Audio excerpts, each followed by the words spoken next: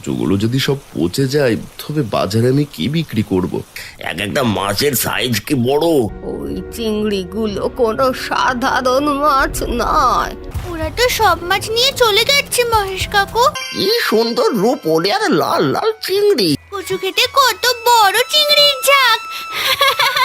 আরে ওগুলো কি নড়ছে পানিতে?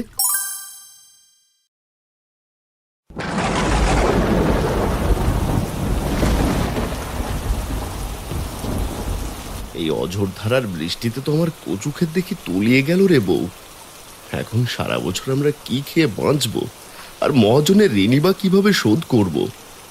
কপালে যা আছে তা তো হবেই। মিছে চিন্তা করে এখন নিজের শরীরটা খারাপ করো না। চলো ঘরে ফিরি, বৃষ্টির তেজ আরো বাড়তেছে। বাবা, তুমি একদম চিন্তা করো না, মা তো ঠিকই বলেছে, একটা না একটা ব্যবস্থা হবে।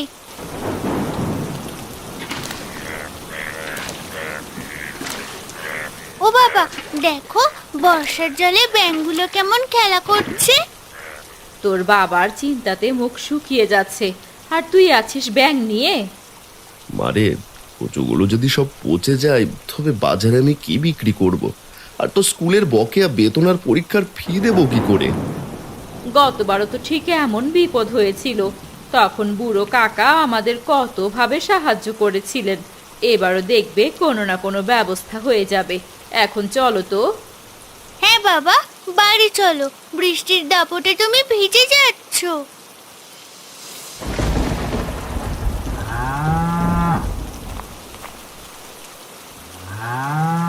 আরে আরাধন কাকা যে, হ্যাঁ, মনটা খারাপ নাকি? কোথা থেকে ফিরলে? আর বলিস না রে মহেশ, জমিটা দেখে আসলাম, সব পানিতে একাকার হয়ে গেছে। এবার তো দেখি আগে ভাগেই বানের পানি হানা দেবে। যা বলেছ, সবারই একই অবস্থা।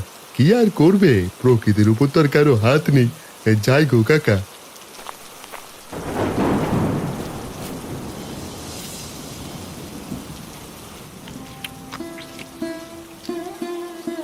এত তাড়াহুড়া করে ভাত খাচ্ছ কেন? আবার কোথায় যাবে? মালতী, যাই কচু খেতে আরেকবার গিয়ে দেখে আসি পানি কতটুকু উঠলো। সকালে না একবার বৃষ্টিতে ভিজে দেখে এলাম, এখন আবার কচু ক্ষেতের চিন্তা কি তোমার মাথা থেকে যাবে না গো? তোমরা কি আর বুঝবে, সব আয় রোজগারে তো ওইখান থেকেই আসে। তিনিমা, তুই খা, আমি ক্ষেত থেকে একটু ঘুরে আসি। যাও বাবা, দেখো বানের পানিতে মাছ থাকলে আমার জন্য ধরে নিয়ে এসো কিন্তু। তোর কবে যে বোঝ হবে বুঝি না। এটা বলে হারান তার কচু ক্ষেতের দিকে যেতে লাগলো। গিয়ে দেখে প্রায় সবগুলো কচু গাছ অর্ধেক ডুবে আছে পানিতে। একটা উঁচু ডিভায় দাঁড়িয়ে হারান চিন্তা করতে লাগলো, এই কি কপাল আমার, মাঠের একটা কচু গাছও তো আস্ত নেই, চারিদিকে শুধু থই থই পানি আর পানা। আমার সব স্বপ্ন যে ডুবে গেল।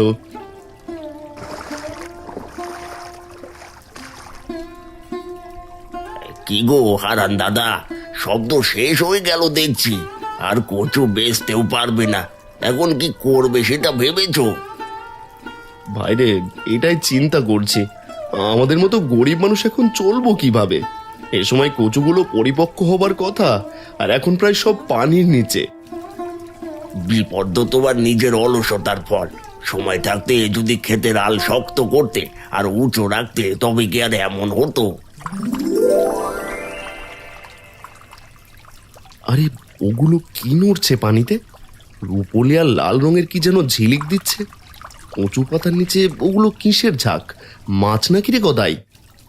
ওরে বাবা হারান্দা, এ তো দেখছি বিশাল বড় সব বড় বড় বাগদা চিংড়ির ঝাঁক। এত মাছ তোমার খেতে কোত্থেকে এলো এই ভরা বর্ষার মধ্যে? তাই তো, আমার এই মিষ্টি পানির কচু খেতে এত নোনা পানির রূপালি চিংড়ির ঝাঁক কোথা থেকে এলো রে? এ তো বিশ্বাসই হচ্ছে না আমার নিজের চোখে। মাছগুলো যদি কোনো মতে আজ রাতে হাতাতে পারি, তবে তোমার কপাল খুলে যাবে। হারানকে এই মাছের ভাগ আমি মোটেও দেব না, ভুলিয়ে এখান থেকে সরিয়ে দিই। আরে হারান্দা, ওরা ডিম পাড়তে এসেছে, কাল এসো, আজ ওদের বিরক্ত করা যাবে না। বলছিস চিংড়িগুলো বড় সাইজের তাই না? আচ্ছা ওরা থাকুক, আমি বরং কচুরিপানা দিয়ে ওই দিকটা বন্ধ করে দিয়ে যাই। বেশি দেরি করো না, আমি তবে যাই বিলের দিকে। হ্যাঁ, সোজা সরল হারানদাকে যা বলি তাই শোনে। তুমি বাদ দাও, কাল সব আমি নিয়ে যাব।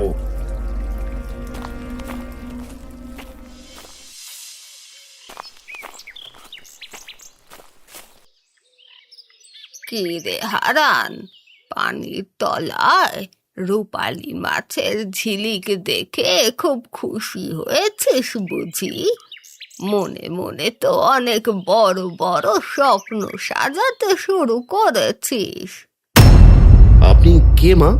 এই গ্রামে তো আপনাকে কোনোদিন দেখিনি আগে, আর আপনি আমার নামই বা জানলেন কি করে? আমার নাম বা পরিচয় জেনে তোর কি লাভ হবে? তোকে একটা বিশেষ সাবধান বাণী দিতে এলাম। ভালো করে কানে কথাগুলো ঢুকিয়ে রাখ। কিসের সাবধানবাণী বুড়িমা? আমি তো জীবনে কারো কোনোদিন কোনো ক্ষতি করিনি। সরল মানুষকে ক্ষতি করার জন্য অনেকেই উঠে পড়ে লেগে আছে রে বাচ্চা। মনে রাখিস, ওই চিংড়িগুলো কোনো সাধারণ মাছ নয়, এগুলো সব মায়া। উপরওয়ালা তোকে পরীক্ষা করতে পাঠিয়েছেন, সাবধানে থাকিস। আমি তো ভেবেছিলাম মাছগুলো বাজারে চড়া দামে বেচে তিন্নি স্কুলের বেতনের একটা নতুন জামা কিনবো, আর ভাঙা ঘরের চালটা এবার একটু সারিয়ে নেব। যার মনে কোনো লোভ নেই আর যে সৎ পথে চলে, কেবল তার জালেই এগুলো ধরা দেবে। অপবিত্র হাত ছোঁয়ালে সব ছাই হয়ে যাবে।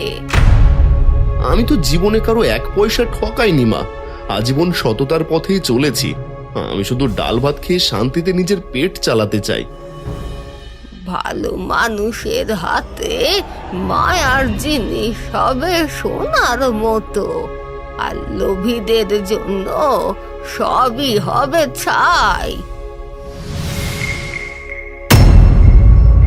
বুড়িমা, কোথায় গেলেন আপনি? আমি কার দেখা পেলাম? আর ইনি বা কি সতর্কবার্তা বলে গেলেন আমায়? শোন কালু, আজ রাতটা আমাদের কপাল ফেরানোর জন্য খুব বড় সুযোগ। হারানের কচু খেতে হাজার হাজার জ্যান্ত বাগদা চিংড়ি গিজ গিজ গিজ গিজ করছে একেবারে, বুঝলি? যার বাজার মূল্য অনেক। কিন্তু গদাইদা, হারানদাদা তো বড় সহজ সরল আর নিরীহ মানুষ। এমনিতেই কচুগুলো নষ্ট হওয়ায় দুদিন ধরে দেখছি ওখানে মন খারাপ করে বসে থাকে। ওনার খেতে মাঝরাতে এভাবে চুরি করতে যাওয়াটা কি ঠিক হবে আমাদের? আরে তুই তো ধর্মের কথা ছাড়তো, ওটা আদতে আমার পৈতৃক সম্পত্তি ছিল, সুতরাং ওই মাছের ওপর আমারও সমান অধিকার আছে। চুরি হবে কেন? তা ঠিকই বলেছ, কিন্তু গ্রামের মানুষ যদি টের পেয়ে যায়, মোড়ল মশাই জানতে পারলে তো আমাদের আর আস্ত রাখবে না, একেবারে ভিটে ছাড়া করবে। আরে তুই বোকা, মোড়লকে আমি গোপনে কিছু মাছের ভাগ দিয়ে দেব। তুই শুধু তোর বড় জালটা গুছিয়ে রাখিস, বাকিটা আমি একাই সামলাবো। আমার জালটা তো আর ছেঁড়া। হ্যাঁ ঠিক আছে গদাইদা, আমার সব জাল আমি আর বড় বালতি সব নিয়ে আসবো, বুঝলে? মাঝরাতের ঘর অন্ধকারে আমরা চুপি চুপি ক্ষেতের পানিতে নামবো। মনে রাখিস কালু, একটা চিংড়িও যেন ওই হারানের পকেটে না যায়। আজ রাতের মধ্যে সব কটা মাছ সাফ করতে হবে। একদম চিন্তা করো না গদাইদা, আমি একেবারে সব ব্যবস্থা করছি। ঠিক রাত 12টায় আমরা বটতলের অন্ধকার মোড়ে দেখা করবো। তৈরি দেখো। কে কে যায় রে এই রাতের বেলায়? এখন আর ডেকে কি হবে, চলে গেছে বেটা। মাথায় চিন্তা ধরে গেল, পরিকল্পনা না জানি কেউ শুনেই ফেললো কিনা। তুই রাখ তো সব কথা, এখন বাড়ি যা, সব গুছিয়ে বটতলায় চলে আসিস।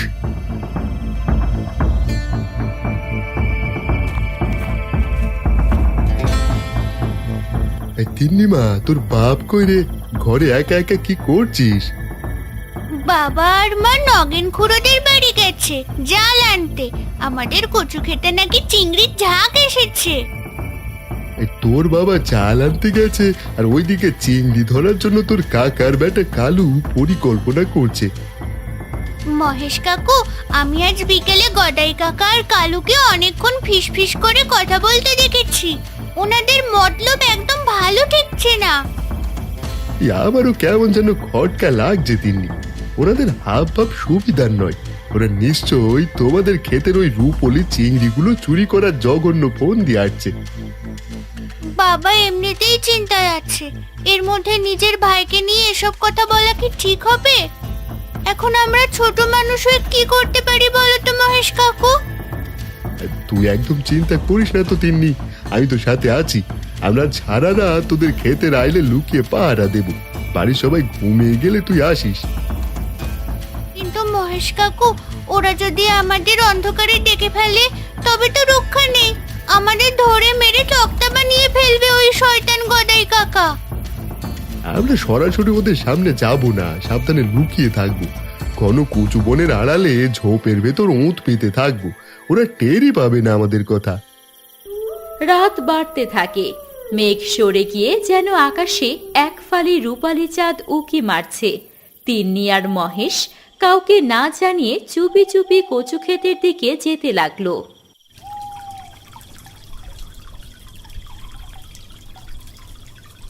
ওরে কালু, দেখেছিস এক একটা মাছের সাইজ কি বড়! জীবনে এমন রূপলি আর লাল বাগদা চিংড়ি আমি এই ছোট্ট গ্রামে দেখিনি রে। সত্যি তো গদাই দা, আমি তো অবাক হয়ে যাচ্ছি দেখে। এক একটা চিংড়ি যেন আস্ত এক একটা আধাত লম্বায় মূলোর মতো করে চকচক করছে। আরে হাঁ করে দাঁড়িয়ে দেখছিস কে? তাড়াতাড়ি কর কালু, হাতের গতি বাড়িয়ে জাল টান। বালতিগুলো সব জ্যান্ত মাছে ভরে ফেলতে হবে এখনই।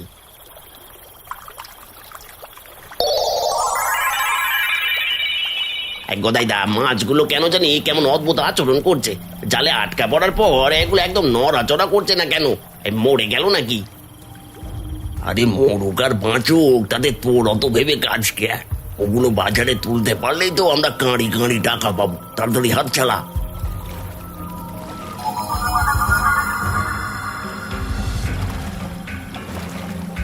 ওরে বাবারে, কেমন যেন একটা পচার তিত কুটে গন্ধ আসছে না কোত্থেকে। মনে হচ্ছে পেট থেকে সবাই করে উগলে বের হয়ে আসবে। ওসব তোর মনের ভুল কালু। পরিবেশটা শান্ত তো, তাই এমন গন্ধ আসতে পারে। তুই শুধু তাড়াতাড়ি জাল গুটিয়ে নে।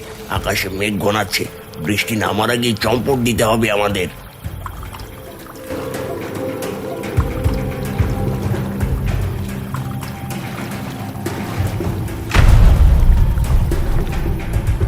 হয়েছে গদাই দা, জাল ভর্তি করে সব মাছ বালতিতে ভরা শেষ। চলো এবার বালতিগুলো বগল দাবা করে তাড়াতাড়ি অন্ধকার থাকতে থাকতে কেটে পড়ি এখান থেকে। ওরা তো সব মাছ নিয়ে চলে যাচ্ছে মহেশ কাকু, এখন কি হবে? বাবার ক্ষেতের মাছগুলো ওই চোরগুলো চোখের সামনে ডাকাতি করে নিয়ে যাচ্ছে। চুপ কর তিন্নি, একদম আওয়াজ করবি না কিন্তু। দেখ কি আজব কাণ্ড হচ্ছে। অনেকক্ষণ ধরে ঘাটের উপর একটা বুড়ি দাঁড়িয়ে আছে, লক্ষ্য করেছিস? ওই মায়াবী বুড়িটা ঘাটের উপর দাঁড়িয়ে আছে কেন? কই মহেশ কাকু, আমি তো শুধু আবছা অন্ধকার ছাড়া আর কিছুই দেখতে পাচ্ছি না। কোথায় দাঁড়িয়ে আছে সেই রহস্যময় বুড়িমা যাকে তুমি দেখেছো? ওই যে দেখ, শ্যাওলা ভরা ঘাটের উপর ধবধবে সাদা শাড়ি পরা এক বৃদ্ধা দাঁড়িয়ে আছে। ও মা, বুড়িটা তো আমাদের দিকে তাকিয়ে মায়াবী হাসি আসছে। কিন্তু কেন? আমার কেন জানি খুব ভয় লাগছে মহেশ কাকু। বাড়িতে ফিরে চলো। কাহিনী কিন্তু এখনো বাকি রয়ে গেল। হ্যাঁ, আর তুই যখন ভয় পাচ্ছিস, চল তবে বাড়ি যাই। গদাই আর কালু চিংড়িগুলো নিয়ে পানি থেকে ওঠার পর চিংড়ি ভর্তি বালতি থেকে এক নীল আভা বের হতে লাগে। আর আস্তে আস্তে চিংড়িগুলো পচা কচুরিপানায় পরিণত হয়ে গন্ধ ছড়াতে থাকে। তারা সেদিকে লক্ষ্য না করেই বাড়ি চলে যায়।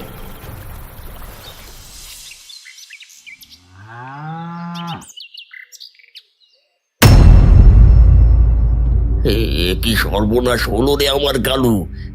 আমি কি দেখছি চোখের সামনে? এক রাতে আমার সব স্বপ্ন কাদার মতো ধুয়ে মুছে গেল রে। আমিও তো তাই দেখছি গো, চোখের পলকে মাছগুলো গেল কই? এত কষ্ট করে চুরি করে নিয়ে আসলাম। বালতি ভর্তি সেই রূপলি বড় বড় মাছগুলো সব পচা কচুরি পানা আর কাদায় পরিণত হয়েছে। একটা মাছও বালতির ভেতর অবশিষ্ট নেই রে কালু। কানার মতো মাছ রেখে আবার কচুরি পানা ভরিসনি তো রে। হাই হাই হাই, আমি নিজ হাতে এতগুলো মাছ ধরেছি, এগুলো তো সব জ্যান্ত ছিল। তবে কি কাল রাতে আমাদের চোখের ভুল হয়েছিল? শুধু দুর্গন্ধযুক্ত কাদা আর পচা জঙ্গলে পড়ে আছে ওখানে। হ্যাঁ রে, সারা রাতের হাড় ভাঙা খাটুনি একদম বৃথা গেল রে। ওরে বাবারে, আমার আগেই সন্দেহ হয়েছিল মাছগুলো দেখে। এ তো নির্ঘাত ভুতুড়ে কারবার, বা অন্য কোনো অপদেবতার মায়া ছিল। এখন গ্রামের মানুষ যদি এই চুরির কথা জানে, তবে আমাদের মান সম্মান সব যাবে। আমি আর এক মুহূর্ত তোমার সাথে এই পাপের ভাগিদার হতে চাই না। আমি চললাম নিজের জান বাঁচাতে, আর তুমি একাই এই আপদ সামলাও। বাবা, জাল নিয়ে কোথায় যাচ্ছো? জানিস না বুঝি, কচু খেতে চিংড়ির ঝাঁক ধরতে রে। বাবা, একটা কথা বলতেই ভুলে গেছি। কাল রাতে চুপি চুপি আমি আর মহেশ কাকু সেখানে গিয়েছিলাম। কালুচোর আর গদাই কাকু সব চিংড়ির জাল ফেলে ধরে নিয়ে গেছে। এসব কি বলছিস মা? হায় হায়, ভাবলাম কচুগুলো নষ্ট হলেও সৃষ্টিকর্তা অন্য কোনোভাবে আমাদের সাহায্য করছেন। এটাও দেখছি চোরের পেটে গেল। মারে মারে, চল তো একবার আমার সাথে, চল তো দেখি। তোমার ভাইটা কখনো আর শুধরাবে না। বাকিটুকু নষ্ট হলো কালুচোরের সাথে থেকে থেকে। এখন গিয়ে মাছ পেলে হয়। কচু খেতে গিয়ে তিন্নি দেখে ঝাঁকে ঝাঁকে রূপালি আর লাল লাল চিংড়ি ঘুরে বেড়াচ্ছে। তিন্নি এটা দেখে অবাক চোখে তাকিয়ে থাকে। মানে তুই না বললি তোর গদাই কাকুরা মাছ চুরি করে নিয়ে গেছে? কই রে, এখন তো দেখছি মাছের ঝাঁক আরো বেড়েছে রে। তাই তো দেখছি গো বাবা, এ কি করে সম্ভব? মহেশ কাকু আর আমি যে কাল দেখলাম, সবই কি তবে মায়া ছিল? আর কথা বাড়াস না তো, পাতিলটা রাখ, আমি জলে নেমে ঝাঁকগুলোকে ধরে আনি।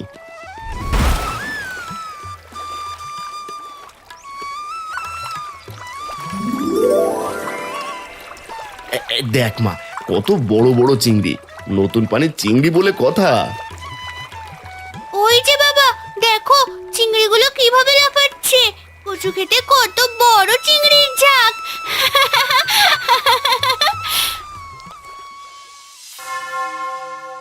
হারান, গ্রামে তো আজ শোরগোল পড়ে গেছে তোর ক্ষেত নিয়ে। তুই নাকি আজ সকালে তোর ডুবে যাওয়া ক্ষেত থেকে অনেক দামি মাছ পেয়েছিস। হ্যাঁ মোড়ল মশাই, সৃষ্টিকর্তা হয়তো আমার অভাবের দিকে মুখ তুলে চেয়েছেন।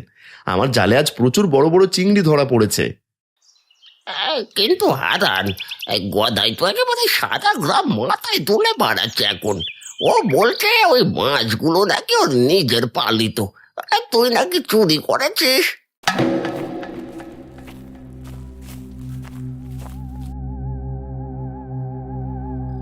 মোড়ল মশাই, বিচার করুন আপনি। হারান দাদ সকালে আমার ঘর থেকে আমার সব দামি মাছ চুরি করে নিজের খেতে নিয়ে গেছে। সেখান থেকে ধরার বাহানা করে গ্রামবাসীকে দেখিয়েছে। আপনিই বলুন, ওই পচা খেতে চিংড়ির ঝাঁক আসবে কোথা থেকে? হ্যাঁ, এ কি অপবাদ দিচ্ছিস গদাই? আমি নিজের ক্ষেতের মাছ ধরেছি। আমি তো অন্যের মাছে কোনোদিন লোভ করিনি, আর চুরি করা তো দূরের কথা। ওর কচু খেতে কোনো মাছ ছিল না মোড়ল মশাই, সব ছিল আমার কেনা মাছ।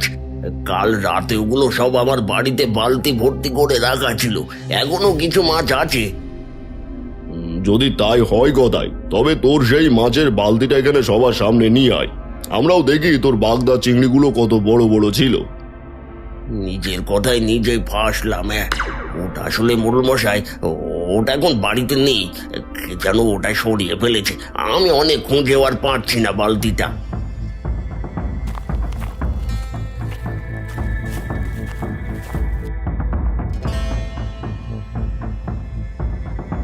মোড়ল মশাই, আপনি ওদের কোনো কথা বিশ্বাস করবেন না। আমি আর তিন্নি কাল রাতে আমাদের নিজের চোখে সব ঘটনা লুকিয়ে দেখেছি। হ্যাঁ গো মোড়ল কাকু, গদাই কাকার কালুচোর কাল মাঝরাতে আমাদের খেতে জাল ফেলেছিল।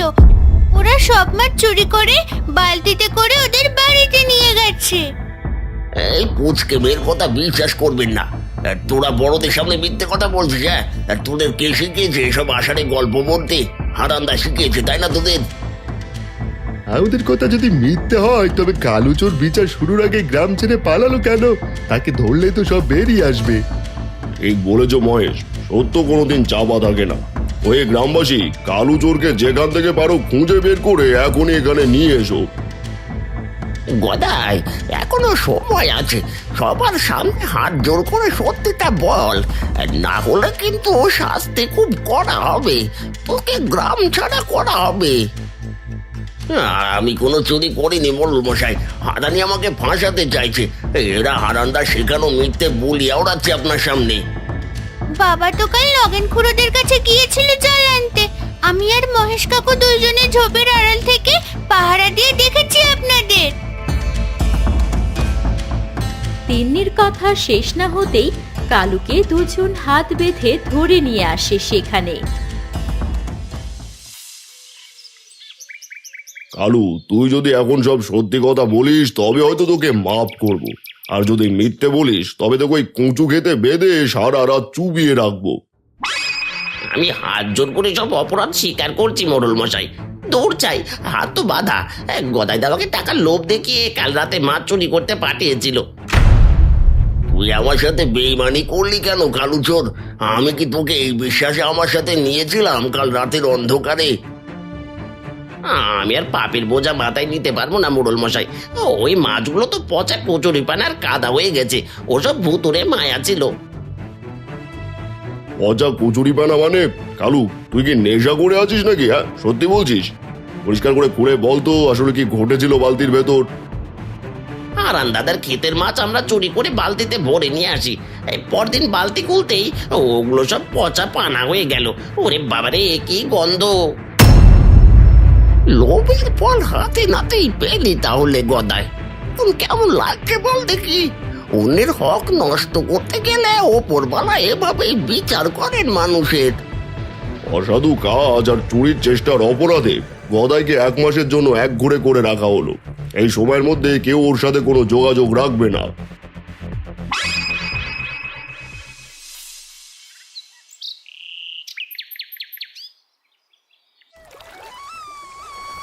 ওগো দেখো তাকিয়ে, এ তো আরো চিংড়ি রয়ে গেছে। এখনো অনেক ঝাঁক ঘুরে বেড়াচ্ছে। ওগো, তুমি কিসের চিন্তা করছো? বারবার সেই রহস্যময় বুড়ির কথাগুলো মনে পড়ছে মালতী। উনি ঠিকই বলেছিলেন, সৎ থাকলে এই মাছগুলো আমাদের ভাগ্য বদলে দেবে। আজ তাই হচ্ছে। জানি না উনিকে, তবে ওনার আশীর্বাদ আর তোমার আজীবনের সততার গুণেই আজ আমাদের ঘরে সুখ এলো। আমাদের তিন্নির মুখের দিকে তাকিয়েই হয়তো উনি সাহায্য করেছেন। আজ এই মাছগুলো বাজারে নিয়ে গেলে অনেকগুলো টাকা পাওয়া যাবে। আমাদের সংসারের অভাব এবার সত্যি সত্যি ঘুচে যাবে। খুশিতে বুকটা একেবারে ভরে উঠছে গো। বাবা, আমাদের তো অনেক টাকা হবে। এবার কিন্তু আমার জন্য সেই লাল রঙের রেশমি জামাটা আনতে ভুলো না। হারান দাদা, আমাকে কিছু চিংড়ি দিতে পারবে? তোমাদের বৌমা লাল দিয়ে চিংড়ি খেতে চেয়েছে গো। কি যে বলিস মহেশ, যাওয়ার সময় আমার বাড়ি থেকে নিয়ে যাস, কিছু ধরে রাখা আছে। আর একা খাস না, লাউ চিংড়ির ঝোল আমাদের জন্য পাঠিয়ে দিস।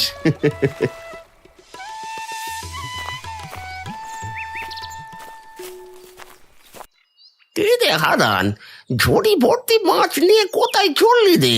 তোর মাছগুলো তো দূর থেকে দেখে জিভে একেবারে জল চলে আসছে। কি সুন্দর রূপোলি আর লাল লাল চিংড়ি। বুড়ো কাকা, আজ আমার আনন্দ আর মনে ধরছে না কোনোভাবেই। আমার কাছে সবই স্বপ্ন মনে হচ্ছে গো কাকা। কোথায় কচু ক্ষেত নিয়ে চিন্তায় পড়েছিলাম, আর এখন কচু ক্ষেত থেকে ঝাঁকে ঝাঁকে বাগদা চিংড়ি হাটে বিক্রি করতে যাচ্ছি। সততার ধৈর্য ধরেছিলি বলেই সৃষ্টিকর্তার তোর দিকে মুখ তুলে চেয়েছেন। তুই এই সুখের যোগ্য ছিলি রে হারান। সব তোর কর্মের ফল। পথে যদি একবার সেই রহস্যময়ী বুড়িমার সাথে দেখা হতো আমার, তবে ওনার পায়ে ধরে একবার কৃতজ্ঞতা জানিয়ে আসতাম। উনি আর আসবেন না রে হারান। ভালো করে বুঝে নে, সৃষ্টিকর্তার আশীর্বাদ মানুষের ঘোর বিপদের সময় এমন মায়া নিয়ে দেখা দেন। ঠিক বলেছেন কাকা, উনি আমাদের মতো গরিবের জন্য আশীর্বাদ হয়ে এসেছিলেন। আজ আমরা ওনার কারণে এই মাথা উঁচু করে সমাজে বাঁচতে পারছি। আচ্ছা চল, এখন কথা না বাড়িয়ে তাড়াতাড়ি শহরের বাজারের দিকে যা দেখি। বড় বড় বাবুরাই দামি মাছ কেনার জন্য তোর পথ চেয়ে বসে আছে।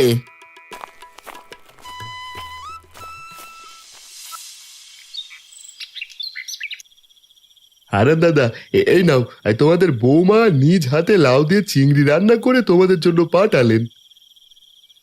করেছিস কি রে মহেশ? বলেছি বলে আনতে হবে। এনে ভালোই করেছিস। তোর বৌদি চিংড়ির মালাইকারি রান্না করেছেন, একসাথে বসে খাবি আয়।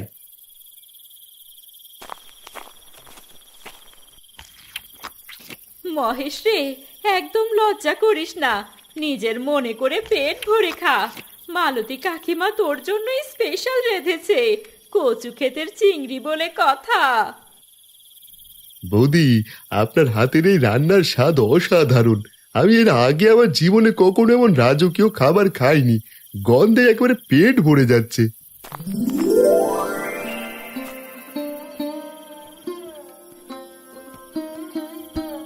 বাবা দেখো, আমার এই নতুন লাল জামাটা পরে আমাকে কেমন লাগছে? আমাকে কি একদম সেই রূপকথার রাজকন্যার মতো সুন্দর লাগছে না দেখতে? বাহ, তোকে খুব সুন্দর লাগছে মা। তুই তো আমাদের ঘরের আসল লক্ষ্মী। তোদের সরলতায় আজ আমাদের ঘরে এমন সুদিন ফিরেছে রে মা। মাঝে মাঝে নিজেকে অনেক ভাগ্যবান মনে হয় হারান্দা। এত গরিব থাকা সত্ত্বেও তোমাদের সাথে মিশে থাকলে নিজেকে আর অসহায় গরিব মনে হয় না। কি সুখী পরিবার তোমরা। তোরাও অনেক ভালো রে মহেশ। আর ভালো মানুষ সব সময় গরিবই থাকে, কিন্তু কখনো অসুখী থাকে না রে। বাবা, গদাই কাকার জন্য মাঝে মাঝে আমার একটু খারাপও লাগছে এখন। উনি হয়তো আজ রাতে একলা ঘরে না খেয়ে মুখ ভার করে বসে আছেন। ওর একটু বড় শিক্ষার খুব দরকার ছিল মা। মন খারাপ করিস না, সৎ পথে চললে ওপরওয়ালা তাকেও একদিন সাহায্য করবেন।